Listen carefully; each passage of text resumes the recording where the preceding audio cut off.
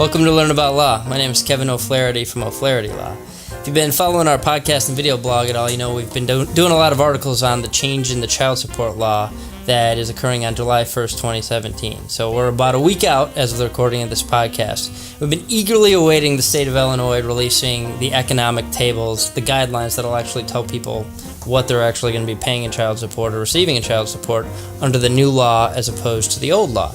And just recently, at least prospective tables have been released, and there's been a lot of tools that the Illinois Department of Healthcare and Family Services have provided on their website.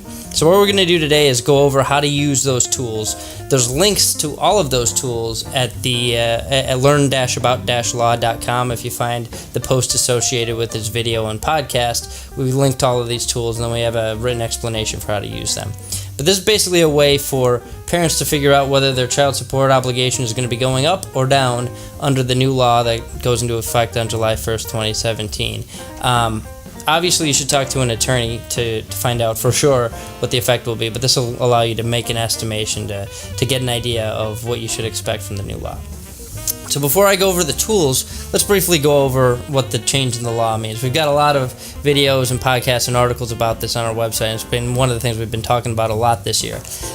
So you can check out for more detail, go there, and we've got a healthy comments section on a lot of those articles where I've answered a lot of questions. But just to give you a brief summary, before July 1st, 2017, child support in Illinois was calculated generally based on the income, the net income of the obligor parent, the person paying the child support, and the number of children that are being supported. So it was a pretty easy table, easy calculation to figure out. But a lot of the country has already shifted, and now Illinois has shifted to something called the income shares model of child support. And basically what this means is that now the person receiving the child support will have their income factored into the calculation to determine how much the other person is going to pay them. So it's not just about the income of the person paying child support. The idea behind this, without making a value judgment on it, is, you know, if the person receiving the child support has a super high income and the person paying it has a low income, the state of Illinois is trying to make that be a factor in determining how much child support is going to be paid. So basically, there's a multi-step process. First, you have to figure out each party's net income, and then you have to combine them to figure out how much a total child support obligation the couple has towards their child. So these are the tables we've been waiting for to find out how much the couple is going to be obligated to pay towards the child. And then each parent's share of that obligation is determined based on their incomes relative to one another. There's a couple different scenarios where this can be a little bit different. So in a shared parenting situation, which is defined as a situation where each parent has the child for at least 146 overnights per year. In a shared physical parenting situation, the amount of total child support goes up by a factor of 1.5, but the amount of time that the obligor parent spends with the child serves to reduce the amount of child support that's being paid. So now there's a couple factors. There's the total income of the parents, there's the parents' income relative to one another, and then there's the amount of time that each parent spends with the child that affects the amount of child support that's going to be paid. And again, the final situation is a split parenting situation where one child might be with one parent and one or more children are with another parent. And that's calculated differently as well. So without further ado, let's talk about some of the tools, because we've been fielding a lot of questions on our blog about, here's my situation. Am I going to be paying less or more in child support under the new law? And we've had to speak in generalities, and we haven't been able to give firm answers. But now that the state of Illinois has released some of these tools to help us find out what they're going to be paying, if you're listening to this, you can go and figure that out for yourself. You should, like I said, retain an attorney to help you.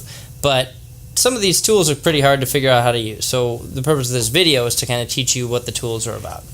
And again, go to learn-about-law.com for links to each of these tools. The first tool I want to talk about is probably the most robust and best one. It's a straight child support calculator. So you find out, what everybody's net income is, and you plug it into this calculator, and it'll ask you a series of questions. You fill in the data, and it'll pump out what you should be expecting to be paid or to pay in child support. The caveat of this calculator is that it's not an exact science, so it's an estimate. It's not something that you can be sure about.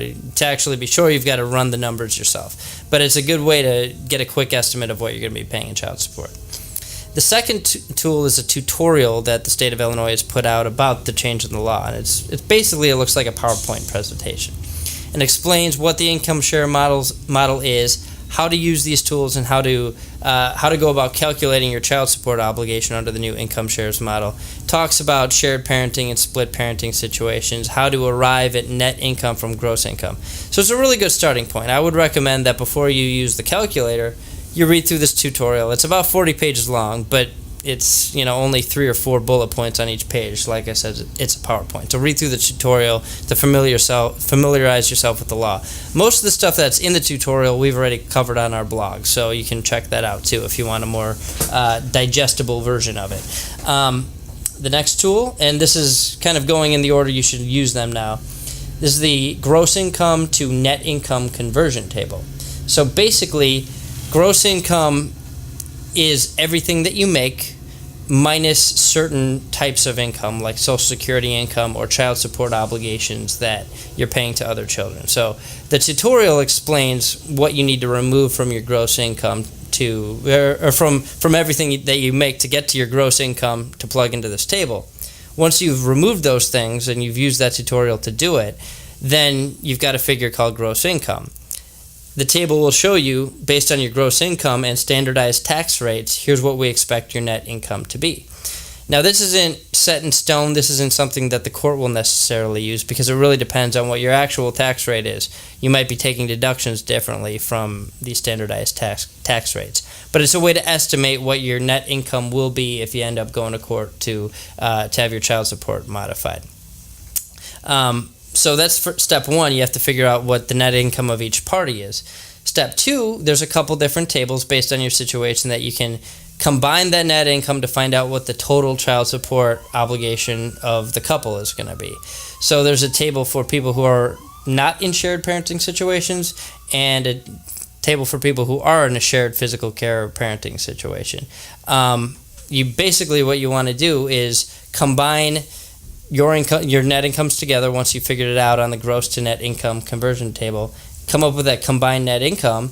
Then you look at the table and it'll tell you, based on the number of children you have with that combined net income, here's the total child support obligation of the couple. And then the final step is you go through a worksheet which is provided on the site, and you can plug all these figures into the worksheet, the combined net income, the net income of each couple, answer some questions on the worksheet. It's like doing your taxes. And the worksheet will spit out basically who's going to owe who child support and how much that is going to be. Now, that's an estimate. That's something that, ultimately you'll want to have each side's attorney work through to make sure the figures are correct if you're actually deciding this in court. But it'll give you a pretty good idea of what your child support should be.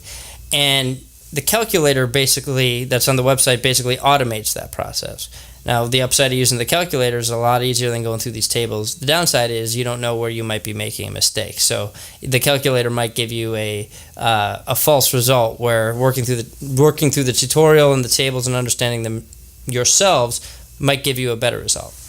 One thing I should mention is that a lot of people will ask me, how is this new law going to affect my existing child support obligation? One thing that a lot of people don't understand is that the law itself isn't going to change existing child support obligations. In order to modify your existing child support obligation, you actually have to have a substantial change in circumstances, that, a new job, or there's an endless array of possibilities as what could qualify as a substantial change in circumstances. But the new law specifically states that the passage of the new law on its own without some other change in circumstances doesn't qualify as a substantial change in circumstances. And I assume there's going to be a lot of case law and litigation about this. But basically, the passage of the new law alone won't cause your child support obligation to change. Something else in your life has to change. If something else in your life or the other parent's life changes substantially, then one of the parties can go into court and seek to modify the child support obligation that's already existing. If they do that, then the new law will apply. So, again, the misconception is everyone's child support is going to change right away, or that people can go and change it based on this new law. You have to have something else in your life change, and then once that happens, you move for a change in a modification of the child support order, and then the new law will apply. And we've got a whole article about this at learn-about-law.com as to what qualifies as a substantial change in circumstances and what the process is. But I don't want to leave you with the impression that suddenly your child support is automatically going to change. So if you have any questions or you need help working through these tools, you can contact me at 630-324-6666. We do free consultations in nearly every area of law, but we've become quite an expert on this child support area because we've been doing a lot of articles on it and trying to be a little cutting edge on figuring out what's going to happen here. You can go to seizeyourbusiness.com to find our podcast for business owners, and makingrealestatefun.com for our podcast about real estate. So thanks so much for listening.